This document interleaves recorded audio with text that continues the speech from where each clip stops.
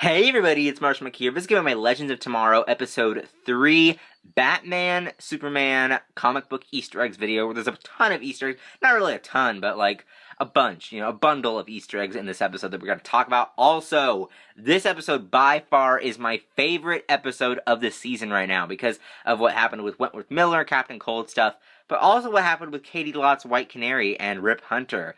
I'm really intrigued by this, episode just because of what we can see in the future of the series. Get the future because they're time travelers. But I'm really excited, so let's get started. So biggest story from Little Story, let's go from White Canary and Rip Hunter stuff, then to Captain Cold, then to Adam and Kendra stuff. Let's talk about it. So basically what goes on in this part is that Katie Lott's, and I can't remember his name, can't remember the actor who plays Rip Hunter, but Katie Lott's and the actor who plays Rip Hunter totally power coupling it in this episode. Like, you can totally see what they are power coupling it in this episode. With the slow motion, cool walk with awesome music, to the fight scenes, to the stories with them, and to the chemistry that the actors have on scene, like on camera. They have total chemistry, and I'm totally shipping them. Originally, I shipped White Canary with the Atom, but now I'm shipping her with Rip Hunter as like the new love interest, because he had a wife. So it was it's going to be weird to ship them together because he had this wife, that's his whole story, that he had this wife that he loved with his child and all that stuff. But I totally shipped them, so comment down below if you ship them as well. Or do you ship White Canary with someone else, like Captain Cold, for instance? Or do you ship her with the Atom? Like, there's so many people you can ship her with on this show. Probably wouldn't ship her with Heatwave because, let's face it, he's insane. But we're going to talk about this moment. So basically what happens with them is that White Canary dealing with her bloodlust. Now, everyone is confused about this because, John Constantine on Arrow bound her soul back to her body. No, there's still bloodlust. Like, she still has bloodlust, which is kind of cool. It's kind of hard to explain because yet her soul is bound, but, the soul was only bound because if you guys remember on Arrow, she was like a total monster. Like, she could control herself. She didn't even know what was going on. That's where the bounding of the soul comes. But she still has the bloodlust half of the monster, like, instincts with her that come from the Lazarus pit. Like, she still has bloodlust. So we kind of experienced that in this episode and talked about that, as well as we talked about Rip Hunter stuff with him and his family as well. And that he went back in time originally to kill Vandal Savage, but could not have, didn't have the guts, I guess you could say, to kill him. Like, couldn't kill him. Sometimes you just can't, you know what I mean? And so White Canary kind of talks about that a little bit. Also, she talks about Ra's al Ghul as well. So she teams up with Rip Hunter, goes to that bank, crazy fight scenes. Exactly how many knives do you have? They have that crazy fight scene. I loved that fight scene. Do you ship Deadpool and White Canary after that? I just think Deadpool's heart eyes would be popping out, like, totally. That would be really cool. To see if Deadpool could cross over. That would be really cool, but obviously we know he can't. But anyway, yeah, we see that a little bit as well. And it just progresses into this fun storyline with White Canary, leading up to the fact that they find Carter's body, which is really cool. So, love their scenes together. I thought they were great. Now, Easter eggs, shout-outs to Batman. I've seen not Batman, but Superman. I've seen Men of Steel die, and Batman, Dark Knight's Fall. Who flipped out over that when it was in the trailer, and then who flipped out again when it was in this? Basically confirming that, yes, Batman and Superman do exist in this universe at some point, but we don't know when, and we don't know how. Oracle, I think Batman already exists, but he's right now in I don't know, I guess you could say he's kind of in the low-level stages of being Batman, even though we know Oracle exists at this point, so I have no idea what's going on with that.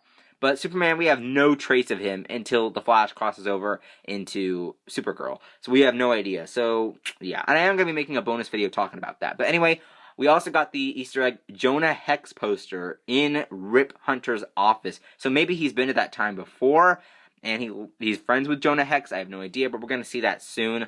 So on the next story, we're going to be talking about Captain Cold, Heatwave, and Firestorm stuff. Or I guess you could say Jackson stuff. So let's do that. This, by far, is my favorite story in the episode, and I'm going to tell you why. Wentworth Miller blew me away with this, I guess you could say with this episode, with the scene that he did. It was amazing. So basically what happens is that they want to travel back in time, or not back in time. They want to travel to the Central City, to the museum where it has the Maximilian Emerald. And a lot of people thought it was Kryptonite when the trailer first came out. No, it's not Kryptonite. It is the Maximilian Emerald. I think it's like a kind of an Easter egg or something that goes to Emerald Empress in the comics, I believe. I think that's a character that was back in the comics, but I have no idea for sure. I think I talked about it in my Legends of Tomorrow trailer breakdown, so you guys can go check that out. It's somewhere. I don't know where it is anymore, but it's in the trailer. It's in the videos somewhere. The trailer video's in there somewhere, in the videos.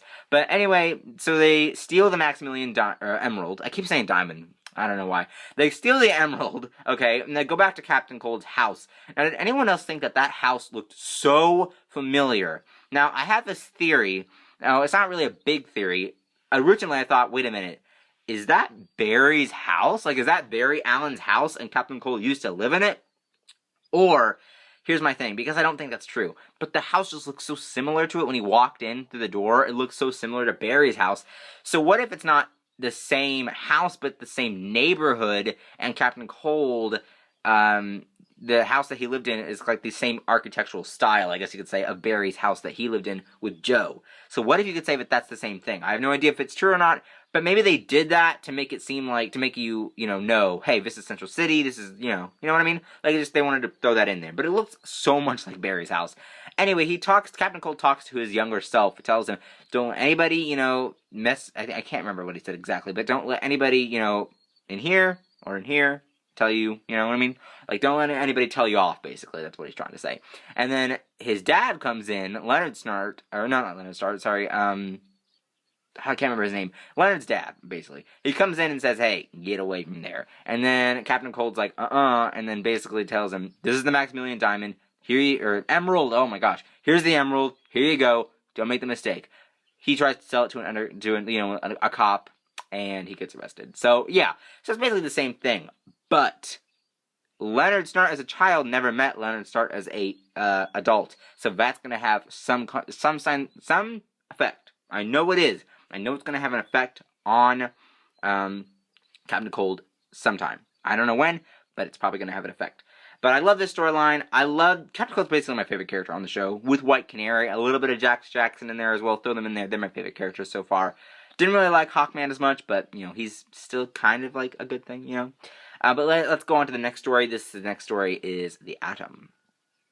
So the Atom had a big part in this episode where he's trying to save Kendra. What he does is that he shrinks down, goes inside Kendra, shoots up all of those extra things that were in there. Those, things that were blocking her bloodstream. Shoots all of those. But, he was also trying to find his confidence. And Martin Stein kind of guided him through there. To the confidence boost. They end up saving Kendra. I really like this storyline. Not the biggest thing in the episode. Kind of like the Hawkman funeral. We did get a Hawkman funeral after they all got Hawkman's body back. We did have that. So not the biggest thing in the episode, but it was really cool to see the Atom kind of had his own story too. Like, I love the fact that they're just spreading out these characters really thin and like doing every storyline, which is really cool, like back to back. I love that. Kind of what the Flash does a little bit. Like the Flash with talking about Harrison, well, like last week's, or I guess we would say this week's episode. This week's episode dealt with Tar Pit, then we did a little bit of Zoom, then we did, like, spread it out really thin, So I'm liking how Legends of Tomorrow, but they have better than the Flash when spreading the stories because they have more characters that are superheroes. It's a whole team show, so they can spread it out even more, make a really cool story out of it. But the Atom story was really cool. Really liked it. It was interesting. On to the last story, the Hawkman funeral. So they get Hawkman's body back from Vandal Savage. It was really interesting. I really liked the scene. Of course, Vandal Savage's neck got cut, but he's not going to die. And he was really spreading his immortality through blood to all of his former people, or not former, I guess it could be former, but to all of his fellow people, his crew, I guess you could say. And he spreads the blood out, and everyone drinks it, which is pretty crazy.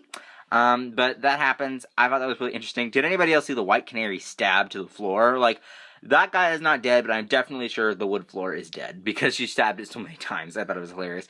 But I really liked how they ended it off with the Hawkman funeral. It was really interesting. Now they're going to the 80s, and soon in episode 6, we will be getting One-Armed Oliver, which is really interesting as well. But this episode was really good. Really liked it. Comment down below what you guys think of it. Links up there to my other videos. Links on there to my Twitter, Instagram, Vine, Vlog channel, Sims channel. Don't forget to follow and subscribe to those. Other than that, like and favorite this video. Don't forget to subscribe, and I'll see you guys later. Bye-bye.